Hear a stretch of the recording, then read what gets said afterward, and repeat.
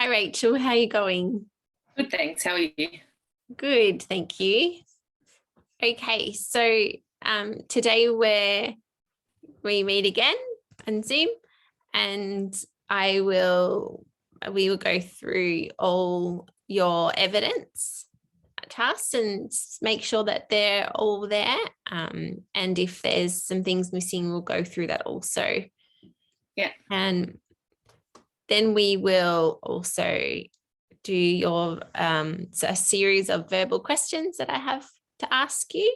Yeah. As other evidence, and we will do that. So before we begin, we'll just go through some OH&S.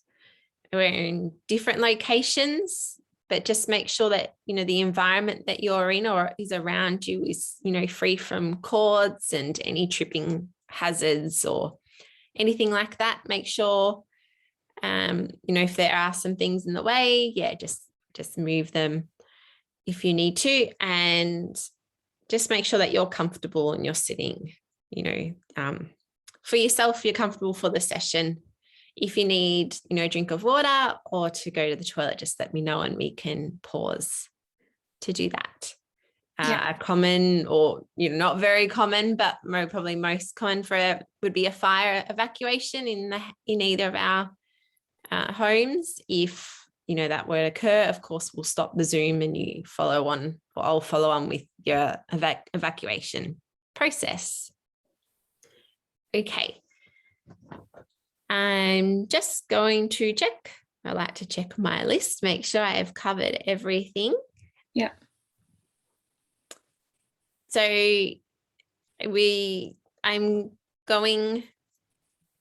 following the Bright Shores training policies and procedures. So the result for whether you get this unit as recognized prior learning or not, I will get that result to you within 4 weeks. Of course, all of this was mock assessments or mock evidence. So you will not be issued, a real competent unit of competency. Yeah.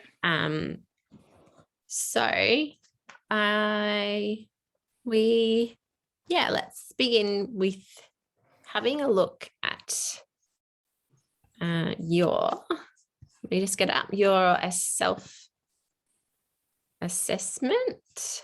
Yeah. Your RPL self-assessment. So I'm just going to share my page. So I forgot to ask you if I have your permission to record this session. Oh, yes, of course. Thank you. And if I have your permission also, this will be to post on YouTube for my trainer and assessor to watch. Yeah. Yeah, great. This is how she will provide feedback for me. Okay. And no, share screen. Okay, so I'm just going to share my screen. I'm trying to think which one's best. So let's go to self-assessment. Yeah. Okay, Rachel, you can see that? Yes. Great. Okay, so this is the one that you have filled out. Yeah.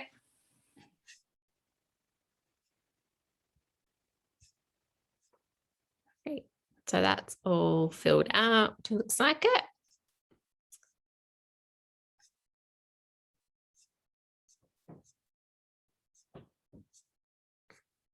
Okay. Right. I did go through this earlier because just from a previous assessment task, I've just named your files as the evidence number. So then when we went through it together, it would just be easier to find it again. Yep.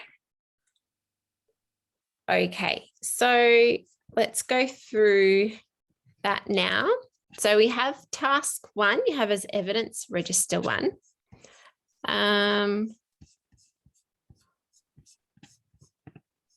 Let me see.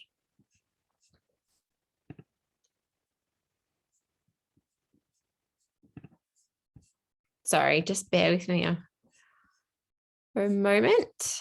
No worries.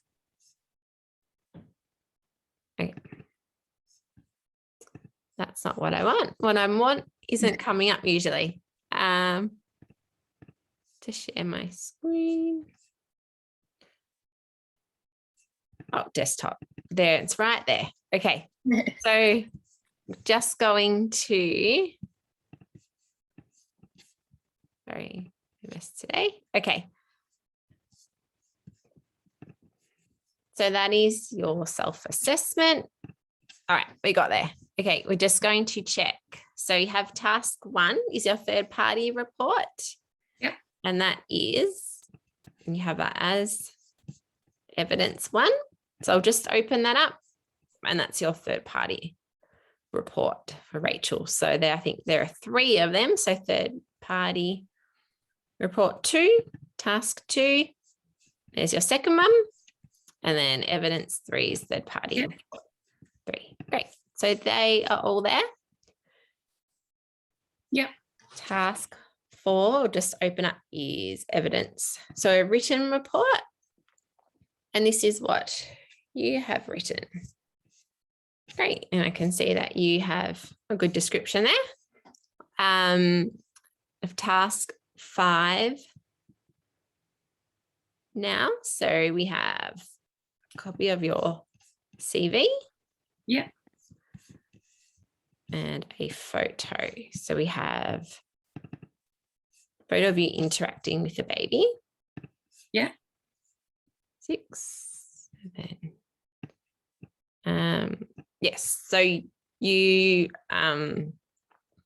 told me about the photo of you giving a baby a bottle, and understand that you're in isolation for 14 days and then it's been quiet at work. Yeah. So you haven't really had any shifts. So if you could this week, if you have a baby doll at home with a bottle or even a sippy cup or a pretend cup or something, if you have that, or someone you could lend, then if you just get a photo of how you would normally hold a baby and just use the doll or a teddy, that you might have lying around. Yeah, thank you for that. Take a photo. Great. And if you can just get that to me this week, that will be fine. And then we have an observation between you and a baby. That is written by you. Observation. Great. Yep. Okay. So that's all there. So now we just have task 6, other verbal questions. Yeah. So I will just stop sharing my screen now. I'm going to open up the questions.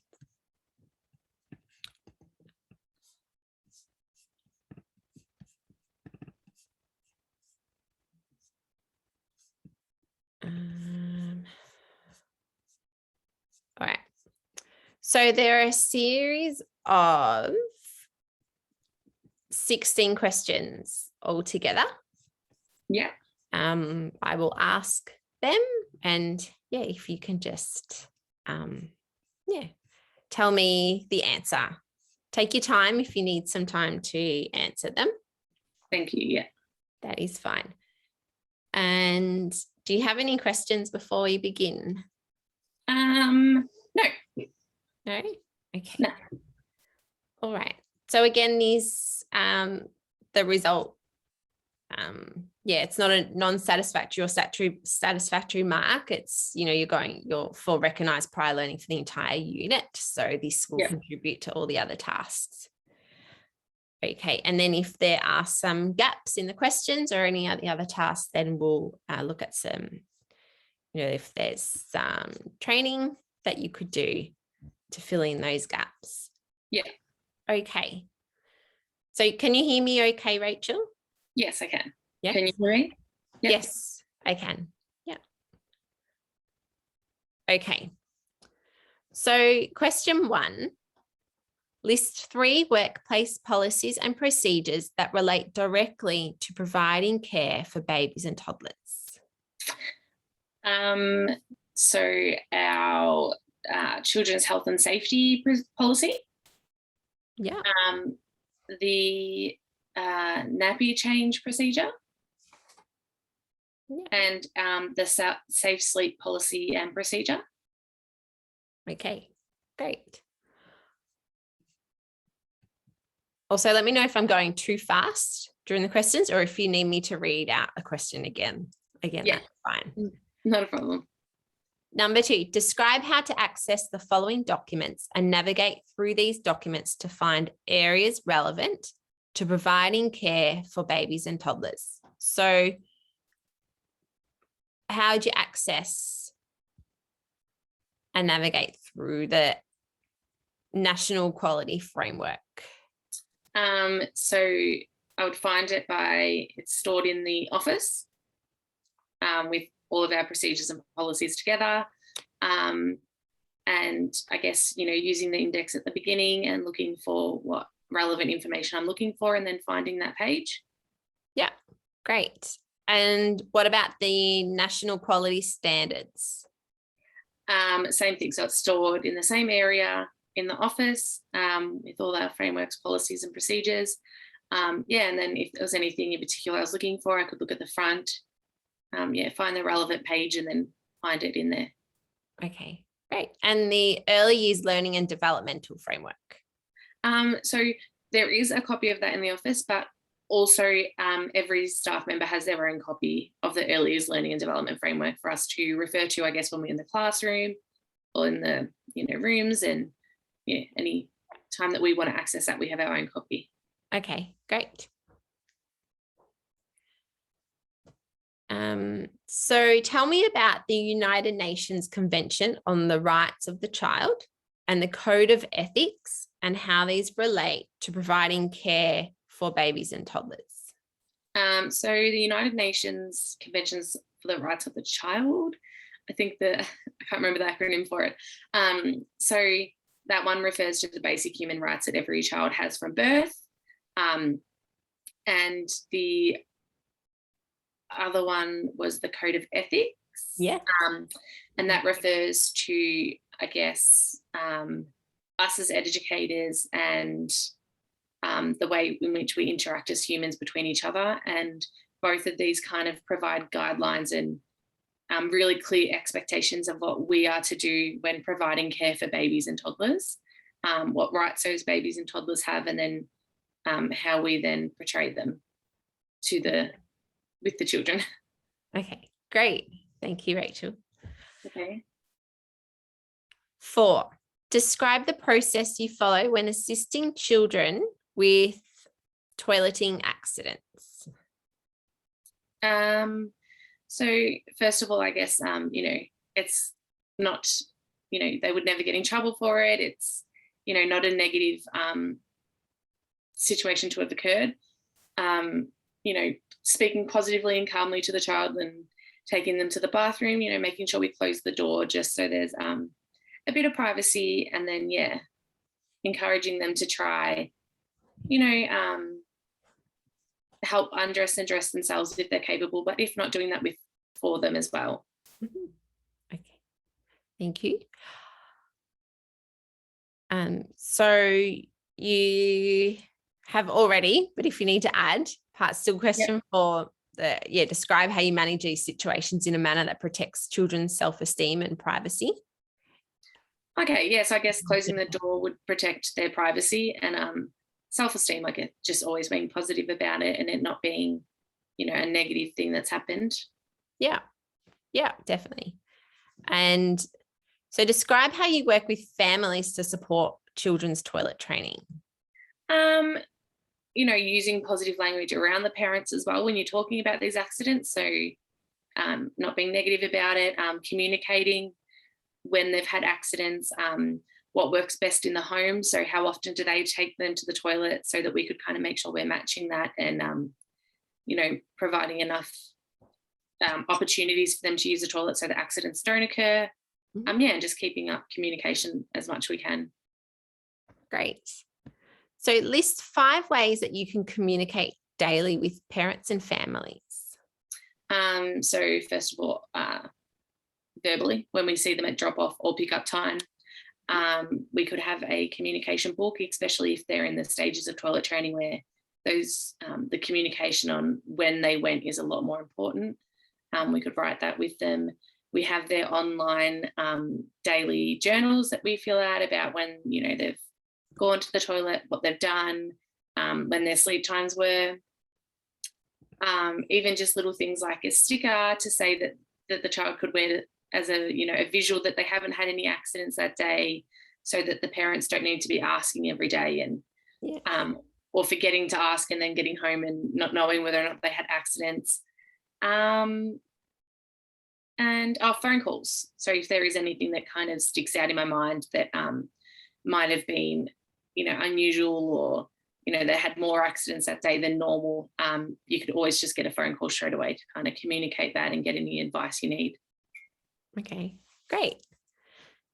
So still question 4, describe how you ensure that this is a positive experience for children and you adapt to meet children's individual toileting needs. So you've pretty much answered the first part of that question. Yeah. So to adapt to meet children's individual toileting needs? I guess especially for boys, whether or not the parents are teaching them to stand up a wee or sit down and wee. So knowing which one they've chosen and then making sure that we could follow that through the same. And the same as the times in how often they're encouraging them to use the toilet, while still ensuring we're not kind of disrupting too much of their play, but making sure that we give them the same amount of opportunities so that those accidents aren't happening. Yeah. Great. And I guess the level of support we give as carers and educators can be different between families. So, whether they want us to help them or whether they kind of want them to try to do much of it themselves. Okay. Thank you, Rachel. It's great. Okay. So question 5, describe attachment theory. So the attachment theory is about the child having a particular attachment to their primary carers. So, parents, or, in some cases that attachment theory could be applied to their primary carer that's at the centre. And it's about their feeling safe and secure around that person and kind of being the safety net. Yeah, great. Thank you. Okay, so list 2 indicators that a child is distressed on arrival to the service. I guess crying when they come in, clinging onto their parents or hiding behind their parents. They're feeling anxious. Thank you. List 2 indicators that a parent or guardian is distressed on arrival to the service. They could visually be upset as well, or even just kind of hanging around and hovering around their play and not really leaving them even when they are happy and settled, kind of still just being there. So they might be a little bit anxious of that drop-off time. Okay. Describe how you respond to a child's distress at separation and the strategies you implement to minimize distress during arrival and separation times. So I always make sure that the families know the times that their primary carers will be there. So that kind of helps make sure that someone's there that the child knows, getting down to the child's level and like acknowledging their feelings and making sure that they know that, we still understand that they're upset, but they are in a safe environment. Sometimes we just try to get little activities or games or toys that we know that child really likes, and encourage the parent to interact positively during that play, but allowing the carers to kind of lead the play so that the parent can step away and the play still is happening. Great. Thank you. That's okay. All right. So question 6, describe how you encourage families to have a relaxed, unhurried separation from their child. Just being calm, not really kind of pushing them out the door. All of those tours and, familiarization sessions that we have, kind of building that relationship so that they trust to leave their child with you, and that they don't feel like they have to drop and go within a minute or something like that, that they can wait until their child is calm and they're ready to go as well. Okay. Great. Question 7. List the main points from the following workplace policies and procedures. So, sun safety. So we follow the SunSafe policy, the SunSmart policy, in that, making sure we apply sunscreen, wearing hats. No one can wear spaghetti straps at all, so we highly encourage the short sleeve or long sleeve t-shirts where we can, providing shaded areas for the kids to sit down if they need to. Yeah. Okay. And hand washing. A big one at the moment. So we have the hand washing signs at every station. We make sure that the water is a warm temperature, and there's soap as well. And we always use paper towel instead of reusable towels or anything like that. We use paper towels to dry. Okay. And when would you ask or get the children to wash their hands?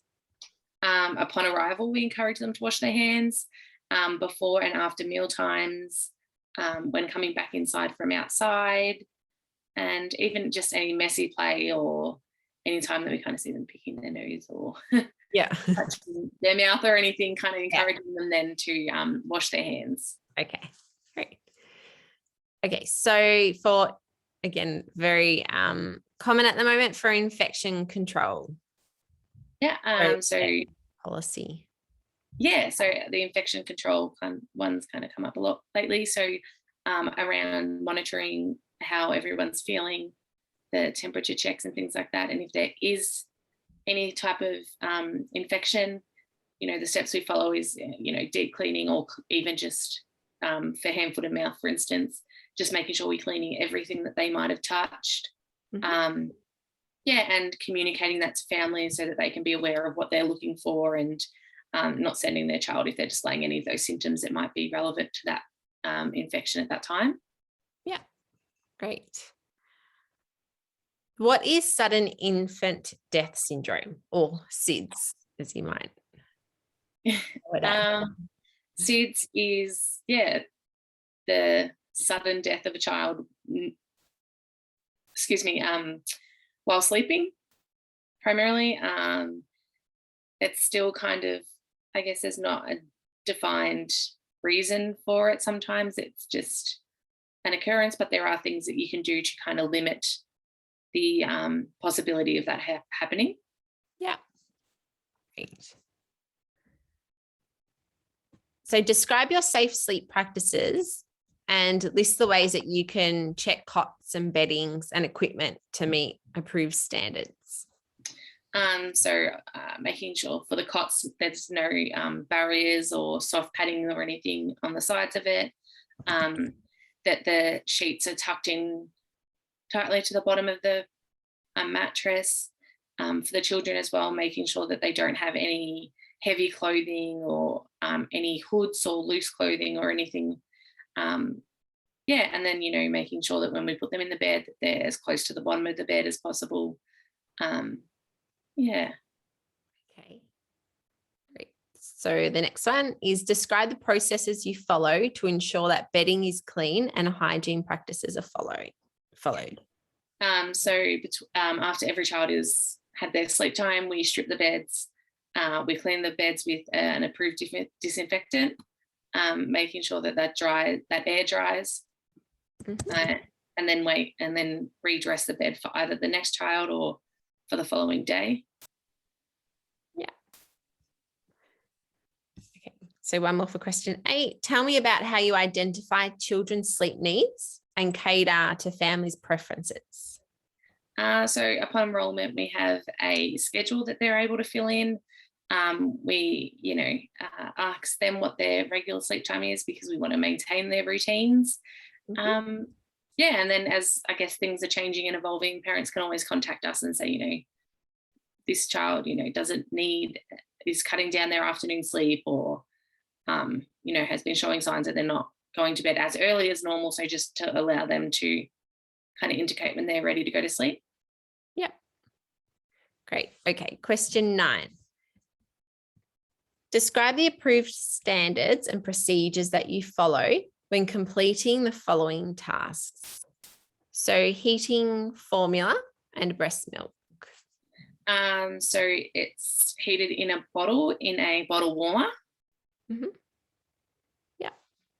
And storing formula and breast milk. It's always stored in the fridge, and the fridge is between around 5 degrees Celsius. So yeah. Okay. Preparing formula. So we use boiled water that's been cooled. So we pre-boil it and pop that in the container in the fridge. And we heat the bottle in the warmer and then add the formula, either directed by the can or the child's routine. Okay. And preparing food according to the food safety standards. So normally our kitchen will prepare the meals, but in the case that like a child has been asleep and they are eating their lunch later, we can reheat the food for a baby. That needs to be reheated to above 75 degrees, and then it cools down to the temperature that they can eat it. Mm-hmm. And when we're preparing it, we're making sure that we've cleaned the bench, we're wearing gloves, we've washed our hands, we're wearing gloves. Yeah. Yeah. Okay. Great. Question 10. Give me 2 examples of how you assist in providing a supportive environment for mothers to breastfeed. So we have a couch in every room, so they're welcome to come in and feed within those areas if they would like to. We also have another separate office that for any parents that would like a lot more privacy and that to be closed off, they can kind of take themselves to another room and breastfeed in there. And we provide opportunities to do that throughout the day if they would like, or before and after, at pickup. Yeah. Okay. So still question 10, tell me about how you promote positive meal times and adapt to meet the individual needs of babies and toddlers. I guess promoting healthy eating and positive meal times. We always sit down and eat with the children and model those behaviours. So I guess with every child comes again their individual routines. So whether or not they eat it before or after their sleep, or some parents know that their kids like cool down a little bit more, or they prefer certain foods to other foods. So I guess on those days, making sure that we're catering for what they would like to eat. And just allowing them to eat how, with or without utensils, depending how old they are. Yeah. How they would like. Oh.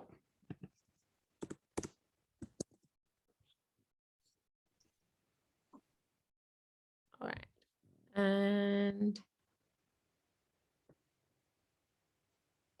so list 3 examples of safe areas and experiences you assist in setting up to encourage babies to practice rolling, sitting, walking, and crawling. So I guess for rolling and sitting, just having toys around them that are kind of just out of their reach, and sitting with them during that time and kind of encouraging that, looking for those things around them and whether they're ready to kind of try roll and get them, or a little bit of a crawl to get them. For crawling, always having things at their eye level so that they can see what they're going for. Noisy toys, anything that kind of has movement with it that they can kind of follow or play with. And then for walking, we have a lot of things, or especially for standing, things on top of the shelf as well, to kind of encourage them that they know something's up there, but they kind of got to stand up to have a look. Yeah. So encouraging having things set up that encourage that as well. Mm-hmm. Great. So how do you ensure that these areas are supervised closely at all times? I guess everything we set up, we kind of make the triangle view. So making sure that you can always see, no matter where you're standing, those areas. with the babies, making sure that that area around them is clear so that if they are rolling, they're not rolling into hitting a couch or a shelf or anything like that. Especially for the encouraging of standing, making sure that the floor's clear around them and that there's nothing that they might trip or get tangled in at their feet. Okay, great. And describe how you ensure that babies can safely explore their environment with their hands, mouths, and bodies.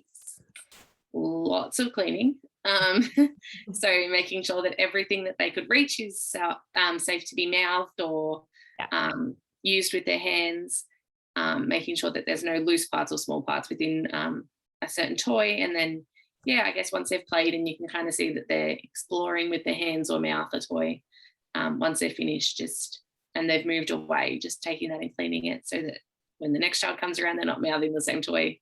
Yeah. All right. Great. Question 12. What information needs to be gathered from the children's families to assist in the transition from home to care? So we provide them with a transition pack, and within that pack we'll have their routine, like we spoke about before,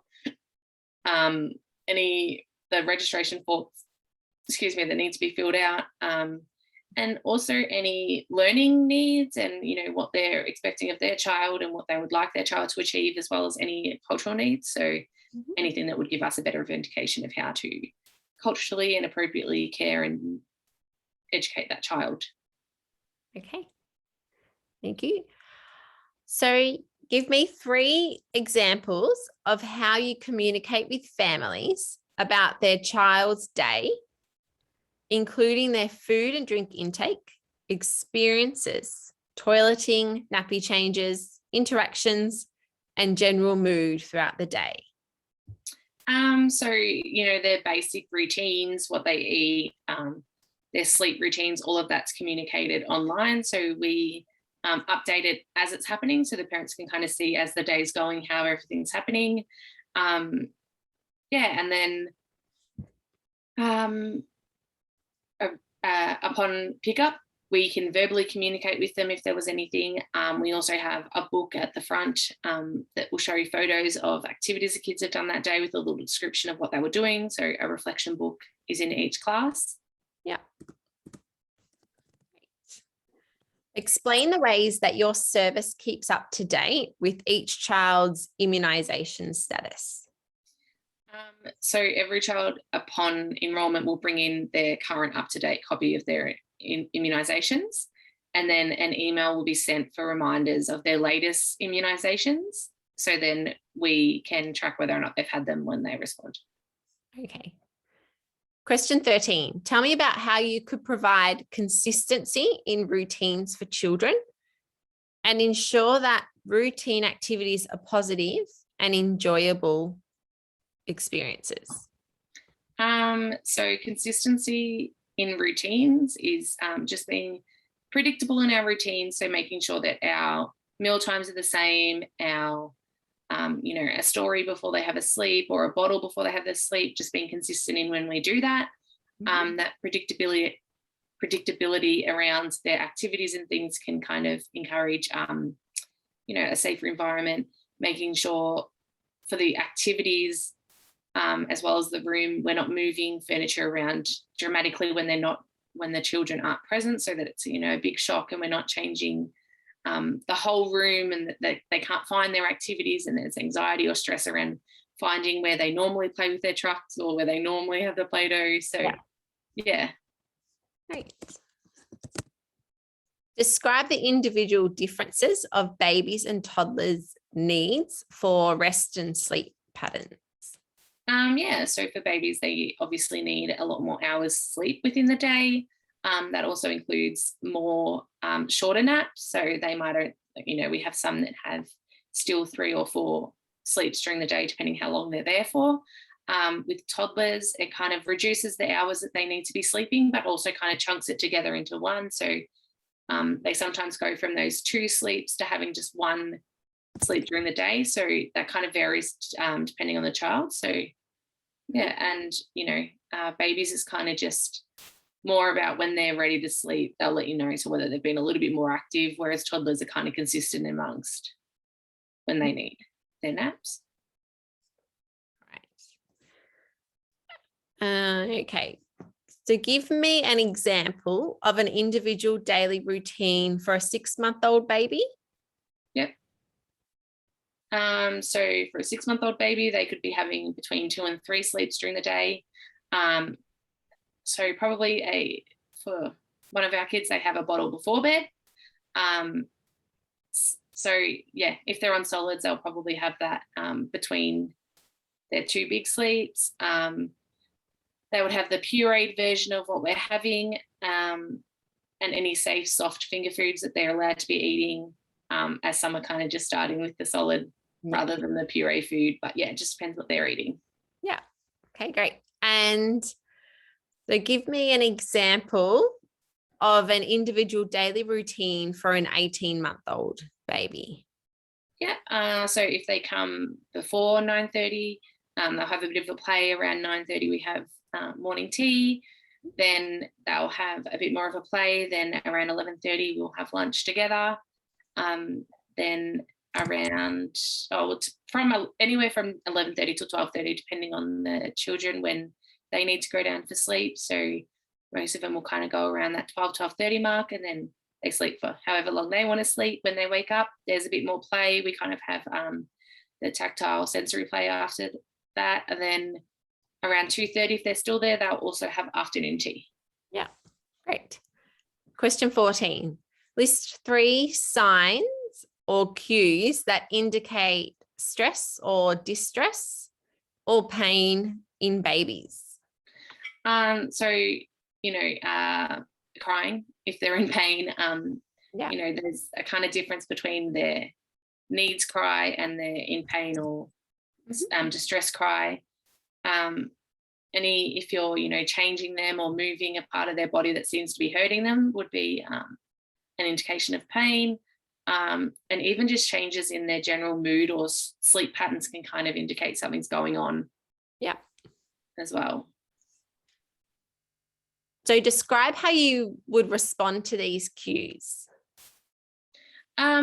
So always asking them, I guess if they're crying, consoling them, removing whatever it was that was distressing them, or if they are hurt, attending to that need.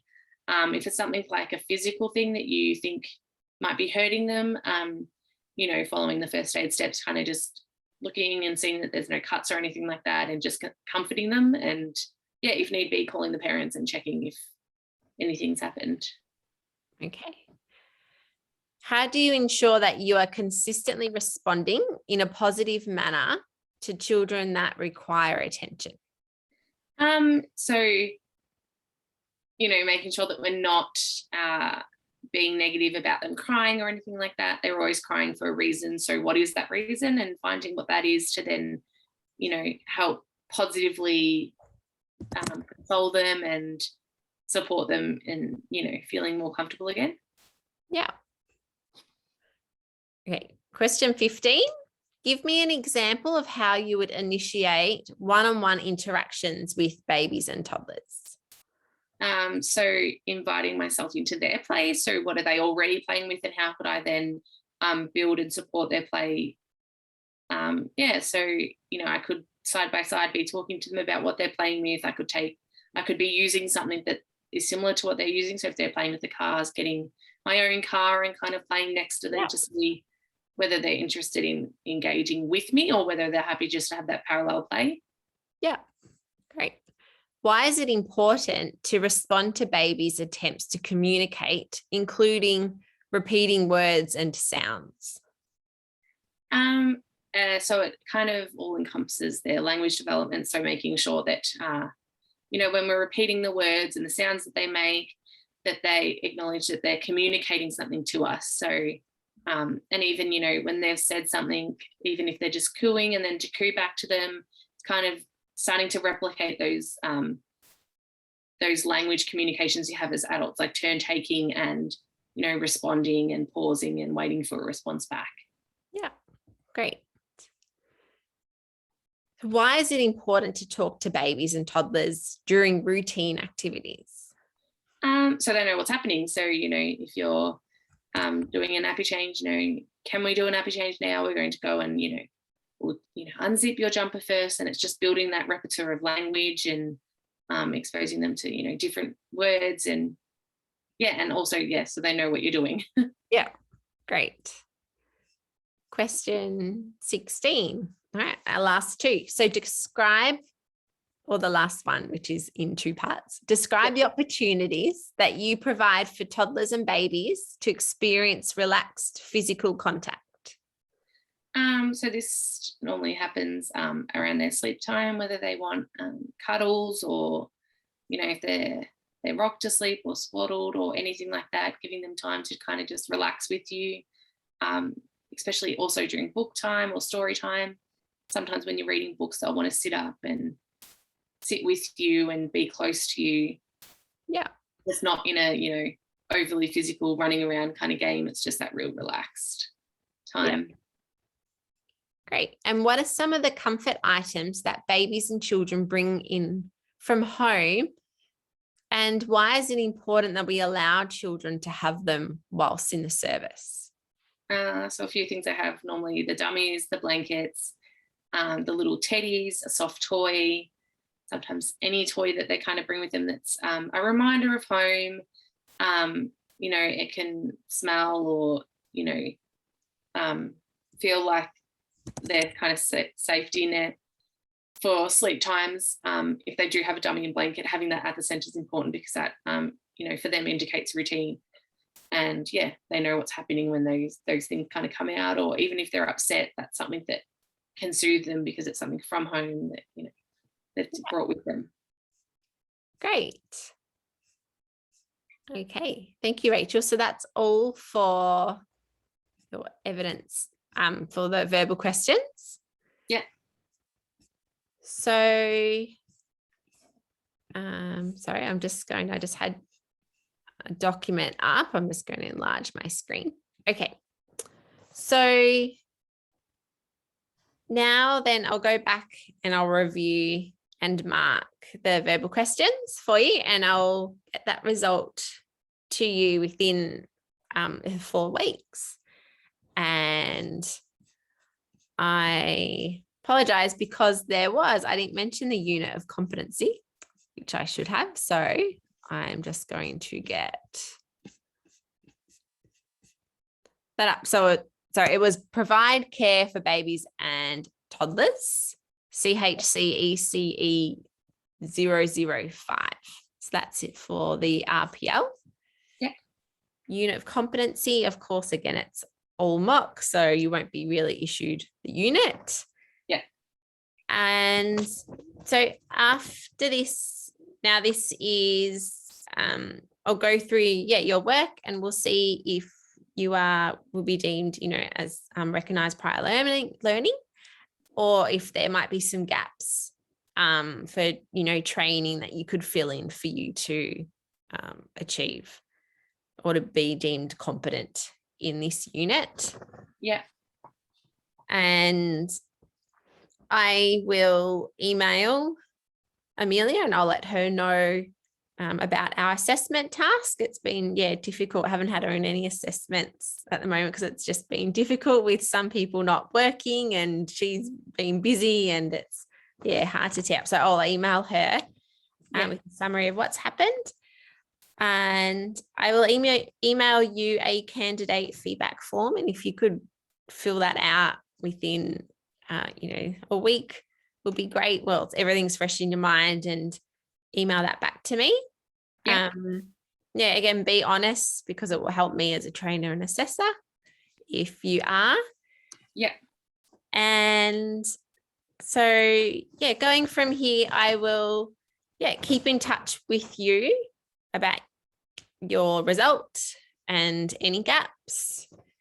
And then I think, that is all. Also, we just need the photo. So evidence. Yeah. Task. That was evidence register 7. That was. Yeah, so that'll be great if you could take that also this Yeah, week, not a problem. Dodo, and just email that to me. If you have any questions about anything about your tasks or the RPL, you recognize prior learning for this unit, just email me. That is, and I will get back to you. But otherwise, thank you, Rachel. That's okay. Joining me today. It's all right. And have a good night. Thank Bye. you. Bye. Bye.